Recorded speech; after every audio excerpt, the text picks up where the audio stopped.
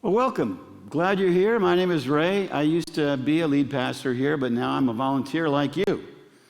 But God's gifted me as a pastor, so once in a while I preach. I'm on the preaching team. I'm giving my best to the Lord as part of my worship, just as you are giving your best to the Lord as part of your worship. One of the things that's true of our generation is we are on a search for happiness. When I graduated from Calvin College, before some of you were born, estimates are that annually there might have been 200 to 400 publications a year on the whole focus of, I forgot, hors d'oeuvres for Easter. So like we put on the digs for Easter, and we do it for free. Now, wait, stop, don't pass those by. Just hold on to that. Hey, hold on to that, because we do this like for Jesus. Like Jesus is coming to church, so you wouldn't want to bring chips and dip, right? You'd want to bring shrimp and chocolate fountains. You wouldn't want to bring, crackers and cheese. You want to bring crackers and cheese and salami and spread and da-da-da, right? So sign up for like 3 hors d'oeuvres. Make sure they're wedding quality. It's the kind of thing you would serve Jesus.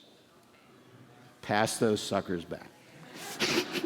All right, back to happiness. When I was in college, there were like 400 publications a year dedicated to happiness. Magazine articles, journal articles, books. That's not a lot in a year for all of North America. But in 2014, literally, there were 10,000 publications, blogs, articles, and books written on how to find happiness. In fact, if you look at Google Hits, even today, search for happiness, this is like one of America's primary foci. We want to find out how to be happy. In fact, you go to a lot of churches and the sermon is 10 steps to get beyond fear, 10 steps to find joy, 10 steps to get peace, 10 steps to get happy. Like, this is important to us as a nation. We're trying to be happy. And unfortunately, it's not happening. That's why in the news today you find out that depression rates, suicide rates, and the abuse of opiates is like climbing among white folks in the suburbs. Like, we are not happy. And social scientists are starting to say that actually the pursuit of happiness never ends in happiness. Like, happiness is the result of something else. Here's what brings happiness, according to the latest research. Searching for meaning. If you can find the meaning of your life, even in hard times, you can be happy. You heard it here at Vineyard North. If you could find meaning that would carry you through the storms, the deserts, like there's a meaning here for me to step into that makes my struggles worth it. Now, I tell you this because this is Lent.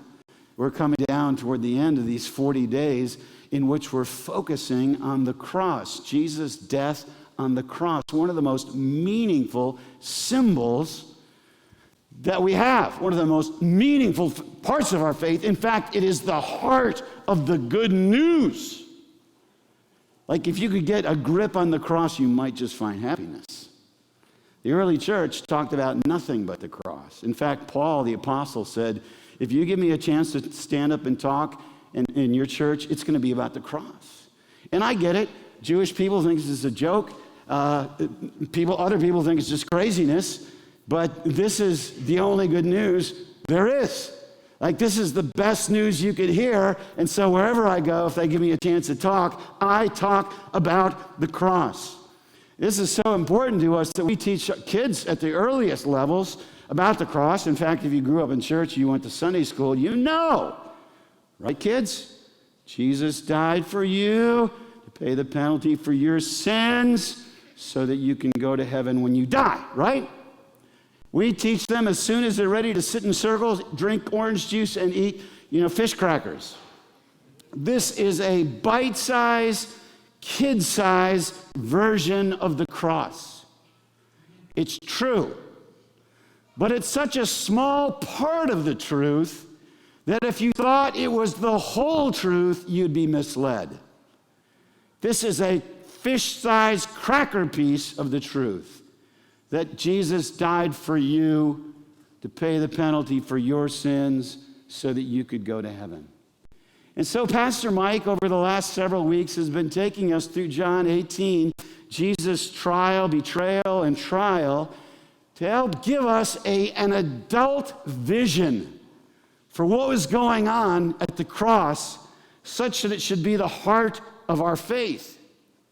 And so he's recommended that if you're the reading type, you join our leaders in reading N.T. Wright's book, The Day the Revolution Began. But I have to warn you, it's a real book.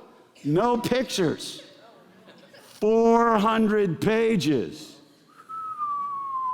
You realize that if you don't keep reading as an adult, like I read a lot, your reading level goes down to 7th grade level, kind of plateaus.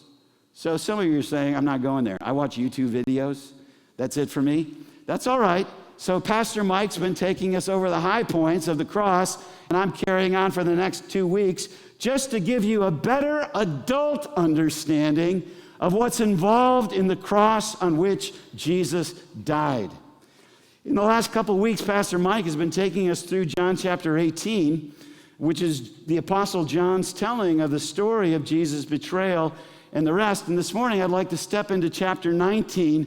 But before I do, I want to back up a little bit, take you to John chapter 1, and give you an overview of how different John's telling of the story is from the other 3 gospel writers. In fact, if you don't have a Bible, you can raise your hand. We'll give you a free one right now, and we'd love to do that. Mark probably wrote the first gospel. It's the shortest gospel, and it reads like a millennial's blog. This, and this, and this, and this, and this, and this, and this, and it's amazing. Just one scene after another, one dramatic moment after another, one confrontation, one teaching, one miracle. It is like beyond belief. It's like a young man's daily blog, which is basically Mark as a young man giving the sermons and telling the story. But that's not John's gospel.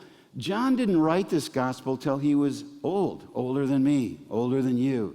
He'd had 40 years to think about Jesus' life, death, resurrection, 40 years to think it through, compare this teaching to that teaching, compare Jesus' teaching to the Old Testament, compare the things he was thinking with the things Paul was saying. John had the opportunity to really connect a lot of dots that Mark didn't. Mark just said, this happened, this happened, this happened, this happened, and we put our faith in him, and it's amazing. John says, yeah, but there's a lot more to it than that. You'd have to know something about the Bible. You'd have to know something about the Old Testament. You'd have to know something about God's promises to Israel and Israel's failures. You'd have to know something about the character of God to get the cross. It's kind of like the difference between 2 fairly popular books. Jeremy Popkin has written a book, 178 pages, A Short History of the French Revolution. And so he gives us the major dates, the events that happened, the key people, 178 pages. You've got the French Revolution, blood and guts and guillotines and heads rolling and crowns falling and, all that stuff. But Victor Hugo writes a book, a novel over 1,200 pages, even more in some editions, in which he says you can know all the facts of the French Revolution but miss the heart. This wasn't just about blood and guts and cannons and barricades and demonstrations in the street. This is what a government that lost its soul. This is about a people who are longing for grace, not heavier burdens of taxes. This is a people longing for mercy, not more power and control and, drafts for this and that. This is about a people whose heart beat for truth and justice with a government that had lost its way in the woods. So which book do they make musicals about? Movies about? The book that gives us the heart and the soul of the revolution. And the same thing is true of John. You find Jesus in Mark and Luke and Matthew in different ways, but John's the one who gives us a deep understanding of how Jesus is connecting from Genesis to Revelation God's promises and covenants. So in John chapter 1, we read, verse 1, in the beginning was the Word was with God, and the Word was God. He was with God in the beginning. Through him all things were made. Without him nothing was made, and that has been made. And you say, well, what's the point? Well, if you turn to Genesis chapter 1, this is like an echo of Genesis chapter 1. Why is he doing that? Because that God, the God who created you, the one and only God, the God who was and is to come, that God, the God of Mount Sinai, has come in the person of Jesus Christ to recreate the world. It's a new beginning. It's a new Genesis. It's the new creation that's going to be launched through Jesus' death. And the resurrection will be the first sign that it's happening. The revolution has begun. In Genesis 1 and 2, you get the first 7 days of creation. In John 1 and 2, you get the first 7 days of Jesus' public ministry. So it's subtle, but it's very distinct. And if you know the Bible, John's speaking about deeper truths than just this happened, that happened, the other thing happened. Like God is on the move. God has come to keep his promises to his Old Testament people. God has come to pick up the ball his Old Testament people has dropped. God has come to bring his people through a new exodus to save them from sin and death, set them free from slavery to all their junk, for the enemy, their old master. He's come to create a new people, a kingdom of priests who will represent him, show the world his heart and his ways, especially his heart and his ways for outsiders, which Israel could never wrap its head around. Israel knew, he loves us. He loves us because we're so good. He loves us because we spend so much time worshiping. He loves us because we spend so much time in our meetings, and we try to be so good about everything. That's why he loves us. And he hates those on the outside.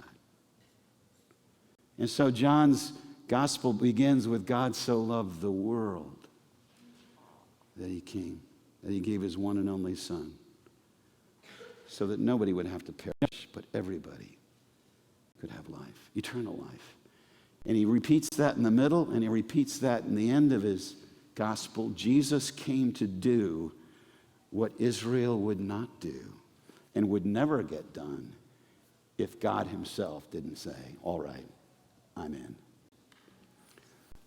So over the past few weeks, Mike's been taking us to a deeper level, and the first half of John is the story of the signs that show that Jesus isn't just a prophet.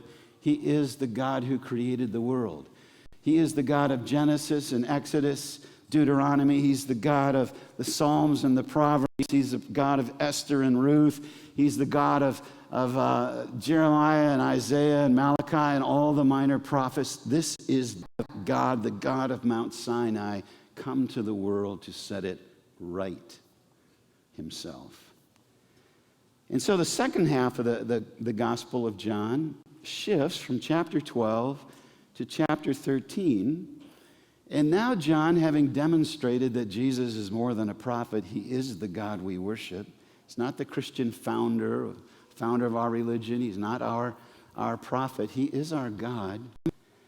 And if we haven't gotten exactly what he's like, or how far he will go, or how different he is from any other God, he turns to what Mel Gibson called in his movie, The Passion. But John calls it the lifting up of Jesus. He calls the cross actually the glorification of Jesus, or the exalting of Jesus. Like it's on the cross that all the spotlights of heaven and history turn to Jesus. And in shocking, blinding, searing, razor-sharp brilliance, you say, oh my God, who would have thought? Who would have guessed? I didn't have a clue. What is that, oh my God? What is that thing that is glorified, or what is that thing that's lifted up or exalted? It's this, first of all, and Mike took us there, and this is all review. It's on the cross that we see the full extent of God's determination to set things right in your life, and in your world, in history, and for all time. We see God's determination to take all the loose ends of the Old Testament and tie them all up, to keep all of his promises.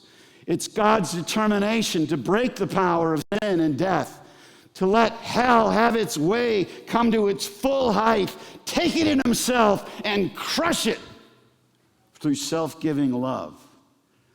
In the cross, we see God as never before. You couldn't have read the Old Testament and imagined that the God who created you and this planet would ever go that far. You wouldn't imagine that the God of Mount Sinai's most powerful act in human history would be to say, bring it on. See what you can do. It's going to be over now. And break the power of darkness, break slavery to sin and death, lead those who trust him, who follow him in faith out of a new exodus to a new place, to recreate a planet, a society, a history, a different ending altogether, and to do it by the power of self-giving, self-sacrificing love. Now, that's just a review so that you can be up to speed this morning. If you haven't been along with Pastor Mike, this just is sort of the adult side of the cross. This is the bigger picture from Jesus loves you, died for you so that you could go to heaven. It was much bigger than you. It was much bigger than me. It was much bigger than any individual. It was much bigger than us. It was all about them and the world and fulfilling God's dreams for our world. But there's something else going on the cross, and that's what I want to take you to this morning. Not only does Jesus, as the God-man, show us things about God from the cross we never could have imagined, Jesus shows us things as the God-man about humanity that we never could have imagined. He shows us things about ourselves that we could have never imagined. You say, well, where'd you get that? Well, I'll tell you in just a moment. But Pastor Mike's been pointing out that John has a real interest in how people in this drama are doing things that fit within God's plan. They don't know it. They're clueless. Judas doesn't know that he's actually stepping into God's plan. The centurion at the cross who refuses to tear up Jesus' garment doesn't know he's acting according to God's script. But John sees it like prophecies being fulfilled. God is speaking through people who don't have a clue, don't even know that they're close to the truth. John's special interest is the leaders. Like they're all, I'm in charge, we're going to do what we want to do. We can kill you, whatever. And there's Caiaphas, who's the top Jewish, the top spiritual leader of the generation, of the country. And John noticed in chapter 11, and he reminds us again in 18, Caiaphas is the guy who said, off the cuff, it'd be better for one man to die for the nation, if it comes to that. And John says, the man's clueless, but he's right. John also has an interest in Pilate, who's the top governmental leader, the most powerful political leader in the land. What will Pilate say that actually is an echo of God's truth? And he says something that John records that none of the other gospel writers record. So let's just read the interrogation of Jesus by Pilate in John. We'll start in chapter 18. Mike's already been there, but we'll just back it up and just read again to capture the momentum. John 18, beginning at verse 28.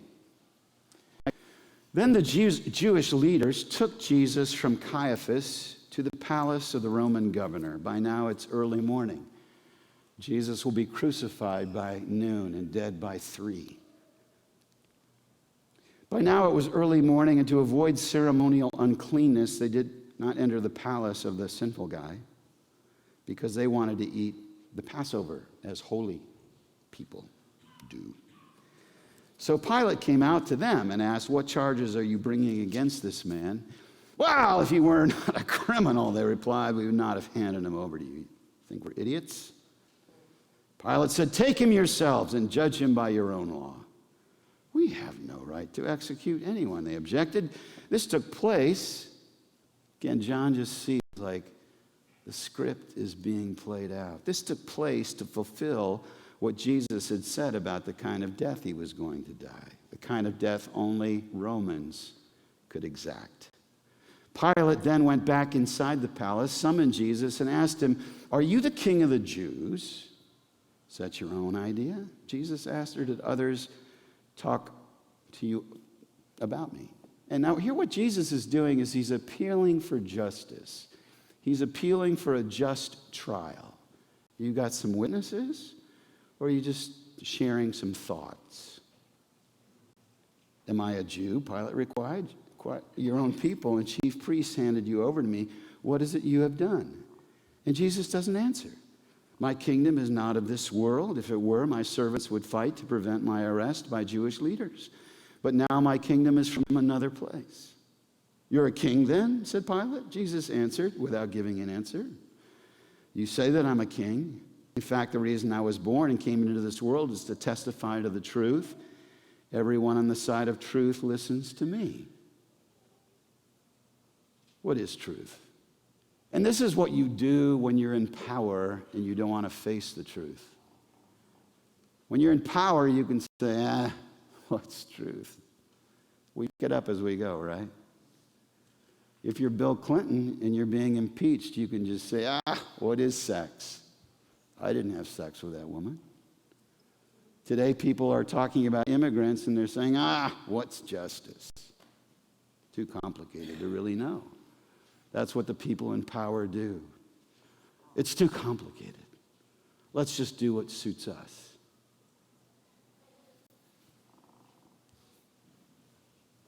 What is truth? Retorted Pilate.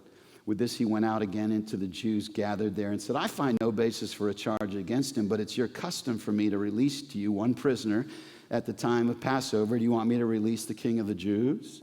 They shouted back, no, not him. Give us Barabbas. Now, Barabbas had taken part in an uprising.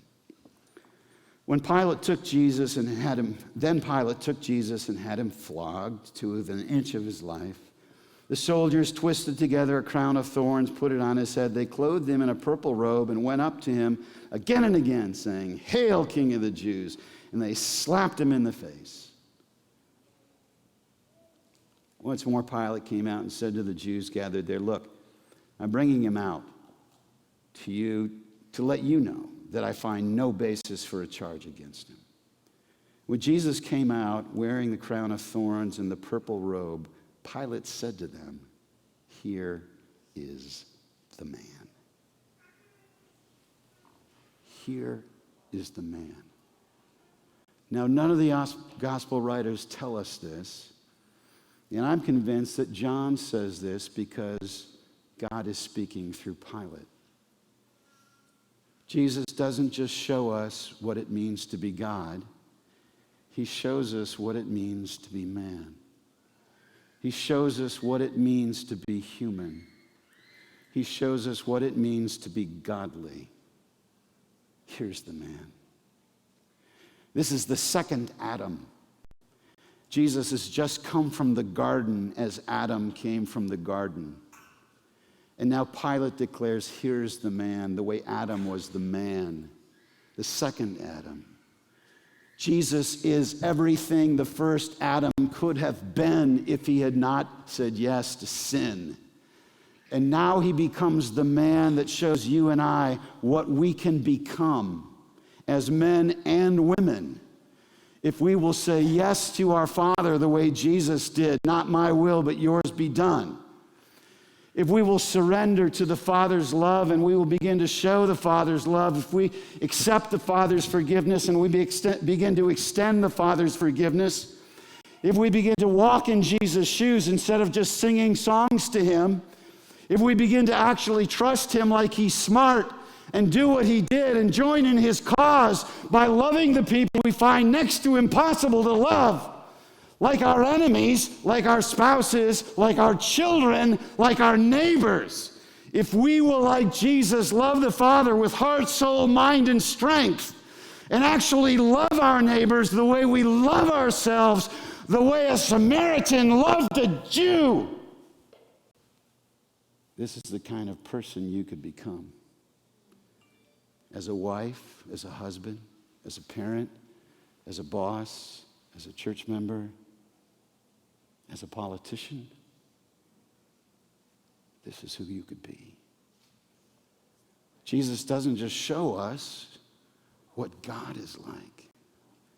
He shows us what a godly human being can do when he or she steps up to love the way God loves, forgive the way God forgives, especially those who don't get it, who are not like us, who are strangers, even enemies. This is the woman you could become. This is the woman you could be. 5 times Pilate declares Jesus innocent and yet hands him over to be killed. It's terrible, isn't it? When you're right, when you know you're right and he's wrong, when you know you're right and they're wrong, but I'm right. Yeah, so what? Do you want to bring life where there's death? Do you want them to accept the truth from you or even see it? Then this is what a godly man does. This is what a godly human being does. He just says, all right, you can be right. And I will show you what love looks like. I will show you what God does when he has a human face and his heart beats in a chest like mine. Bring it on. One of the things I've learned in 40 years of ministry is that when people, Christians, come for counseling, they don't want counsel, they want a judgment. I want you to tell this loser that he's a loser. I want you to tell this blankety blank that she's a brat. That's what people want. And they come to talk about their bosses, they come to talk about their parents, they come to talk about their kids. And you know what? They're right. She is a loser. He is a jerk. They are wrong. So what do you want to do? Bring life or be right? There's a question.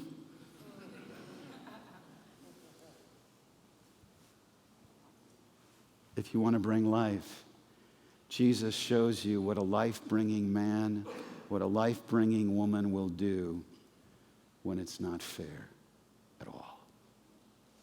To set the world right, set a marriage right, set a family right, set a church right. The power of self-giving love to change the world. Jesus shows us what God's like, and he shows us what we can be like as we live in step with the Spirit, as we live out the life of Christ within us. Now, what I can't believe, at 62, I grew up in church. I was in the circle with the fish crackers and the orange juice, only it was Kool-Aid back then. They didn't know how bad Kool-Aid is for you. We probably had saltines. They didn't even have fish crackers back then. I was there, and I'm telling you, I grew up among thoughtful, conservative, Bible studying Christians, and I heard a lot about godliness, about being godly. And what I heard was, go to church a lot. Be very, very good. And stay away from outsiders, because you'll become like them if you hang out with them. So godliness was paired against worldliness, right? If you want to be godly, you won't love the world. And we understood worldliness to be smoking, tobacco, and weed, and sinning in ways that lead to sex, getting pregnant out of wedlock, or having an abortion, or committing a crime so big you get arrested, or going to parties where there's alcohol and dancing, which also leads to sex out of wedlock. We understood worldliness to be that sort of stuff, and we weren't worldly, so we assumed that we were godly. I don't remember at all, in 30 years of being raised in church, anybody saying the heart of godliness is self-sacrificing love for people on the outside of your world. Your work world, your race world, your economic world, your neighborhood world. I don't remember anybody saying, you'll know a godly woman, you'll know a godly man by how he or she reaches out to love those who are least like him or least like her, to forgive over and over again, to bless when you are cursed, to share when somebody has no claim on you and in fact may compromise your safety. No one told me that. And so I grew up assuming that the heart of godliness was hating sin and avoiding sinners. Like we're not sinners. Like people on the outside, people who do that kind of stuff. It never occurred to me that the heart of godliness would be loving God with heart, soul, mind, and strength, and loving my neighbors like I love myself. Never occurred to me. How do you go to church for 30 years and not hear that? I assumed that being godly was being, I don't know, like being a modern evangelist.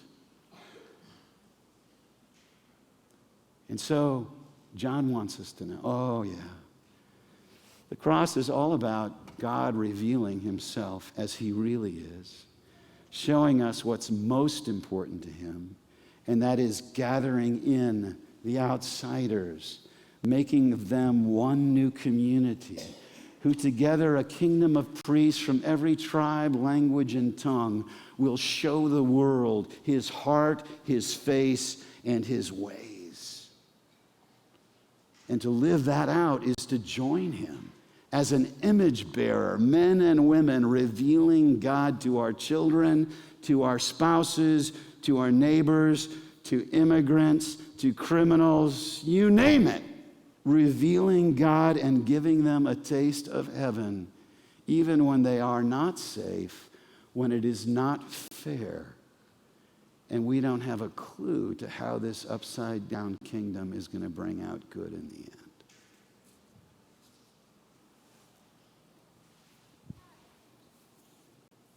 I grew up in a Leave It to Beaver world. We were very, very good. The bad people we knew were like Eddie Haskell. They had bad attitudes and they got into mischief, but they still knew to go to church on Sunday. We didn't know anybody who was really different than us. We didn't know it had anything to do with godliness. President Trump's election has raised the question, what does it mean to be strong? What does it mean to be smart? What does it mean to be a man, a real man, a strong man who gets things done? And I like President Trump. I like some of the decisions he's made in the first 100 days. Our job is to pray for our presidents and honor them, respect them, and to discern truth from error. So the question is a good one. What does it mean to be a real man, a real woman, a healthy human being, a strong person who's secure, who makes a difference in the world? I grew up in church and I was convinced that to be a man's man, a real man, a Christian soldier, was to make sure I was right when I spoke up, to gain the upper hand, and to win the argument. And since I didn't have any really terrible enemies, I just focused that on my wife. Be right, get the upper hand, and win. Like that's being a man. But you do the same thing, whether you're a man or a woman. That's the way our country, our culture answers the question. If you're a real woman, if you're a real man, you'll be right, you'll be in control, and you'll win. How? By powering up, powering up, powering up. Do it nicely, but power up. Do it nicely, but pin them to the wall. Do it nicely, but put them in a corner. Do it nicely, but show them their shame. Right? It's the American way. Some people all think it's the Christian way. What does it mean to be a godly man, a godly human being? It means to be Jesus. He's the model, he's the hero. He's the definition. When we ask, what does it mean to be fully human? What does it mean to be a godly man or woman? We make our definition from a different place. We're part of a kingdom from a different world. We don't start with presidents or actors. When we decide, what does it mean to be human? What does it mean to be godly? What does it mean to be strong? What does it mean to overcome evil? Our definition comes from the cross. This is our hero. This is the hero's path. This is how you overcome evil. This is how you change a family, a marriage, a church, a community, and a nation. Tom Wright, his dad, he wrote the book, The Day the Revolution Began. I love this. Somebody asked him once, what are you going to tell your kids when you're on your deathbed? And he said, and this isn't in the book, it was a quote, look at Jesus. Keep looking at Jesus. The person who walks out of the pages of the Gospels to meet us is central and irreplaceable. He's always a surprise. We never have Jesus in our pockets. He's always coming at us from different angles. If you want to know who God is, look at Jesus. If you want to know what it means to be human, look at Jesus. If you want to know what love is, look at Jesus. And go on looking until you're not just a spectator, but part of the drama that has him as the central character. Keep looking until you step into the story. It's our custom on the first Sunday of the month to share the Lord's Supper together, and so our hosts are coming forward with these little cups and wafers.